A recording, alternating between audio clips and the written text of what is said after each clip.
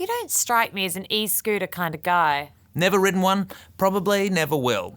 But the Meghan government is cracking down on e-scooters, and honestly, it's about time. Police Minister Paul Papalia says cops are now targeting e-rideable users who break the law. For those who came in late, that includes going faster than 25 k's an hour on roads and more than 10 k's an hour on footpaths. The laws were introduced 18 months ago, so it does sound a bit like Paps is saying the cops have done jack since then. But better late than never, right? 823 fines for illegal scooter use since last January. And still not enough. What we really need to talk about is how many people have been injured over the same period. We know 62 were admitted last year to Royal Perth alone. That number is up 60% on 2021, the year before new laws were introduced. Oh, that's a huge jump. Yep, and so many people have been injured this year that the head of trauma services at RPH has called e-scooter accidents a new disease plaguing families. For a long time now, we've suspected sellers and riders of e-scooters have played pretty loose and fast with the rules.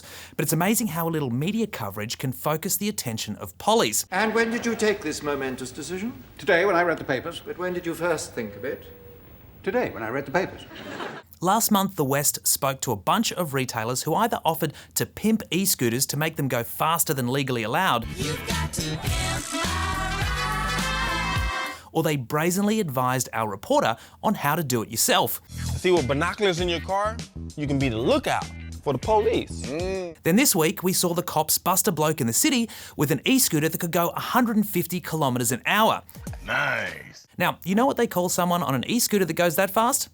An organ donor. Oh. Dangerous driving in the Big Apple too. Yeah, that's if you listen to Harry and Meghan. The Duke and Duchess of Sussex were in New York attending an awards night this week when they experienced what they claim was a near-catastrophic car chase over 2 hours at the hands of a ring of highly aggressive paparazzi. The pair say the pesky photographers chased their vehicle through the streets of New York, forcing them to take refuge in a police precinct. This is a police station in a lockdown, not a summer camp. Ooh, should we play capture the flag? Jake. It was there they hatched a cunning plan to sneak out the back door and escape in a taxi cab. Yes, but not cunning enough, I imagine. Only problem was the taxi got stuck behind a garbage truck and the paparazzi caught up and began snapping again. Shit. So the royals ended up going back to the cop shop while police cordoned off traffic in the area, eventually allowing them to leave without any paps on their tail. Sounds like history might be repeating. On the surface, you'd be excused for drawing a parallel with the Paris car chase that killed Princess Di, Harry's mum, in 1997. In fact, I reckon the PR team for Harry and Meghan won't be upset at all if that's your takeaway. But as more details emerge of the incident, it looks like some creative license might be at play. Real juicy. For example, the taxi driver in question refused to call the ordeal a car chase, and the police didn't use that word either. The cops also said there were no collisions, no injuries, and no arrests. And does it really seem likely that a police escort would just allow a high-speed chase to unfold in their presence? Could be a chase of a different kind. Yeah, well look, Harry and Meghan love a bit of publicity, but I'm not going to cast any more doubt on their version of events. I've got the Mayor of New York, Eric Adams, to do that. You know, the press, paparazzis, they want to get the right shot, they want to get the right story. But public safety must always be at the forefront. He spoke about Diana. I don't think there's many of us who don't recall how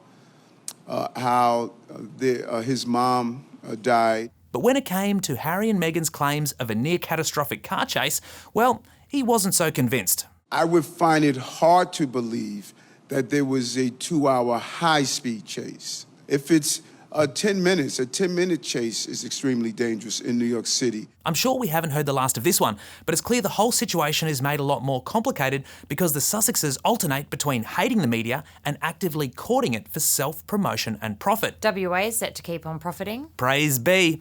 Federal Treasurer Jim Chalmers gassed us up at Leadership Matters on Thursday, and I, for one, am here for it. When thinking about your state as an export powerhouse, that your role in the national economy really is most obvious. He reassured West Aussies he'd fight to keep our share of GST revenue intact. And given the contribution that WA makes to the national economy and to national revenue, it's only right that you get your fair share. And he confirmed he didn't back the Australian Workers' Union call to tax miners for exporting raw critical materials.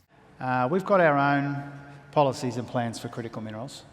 That last one is interesting because Chalmers is factionally aligned to the AWU and is a member of it to boot.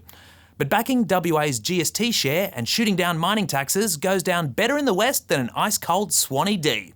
The most Western Australian photo on the internet. Jim, looks like you've got a friend in State Daddy. To infinity and beyond! I'm Ben O'Shea. For more Up Late, click the subscribe button below.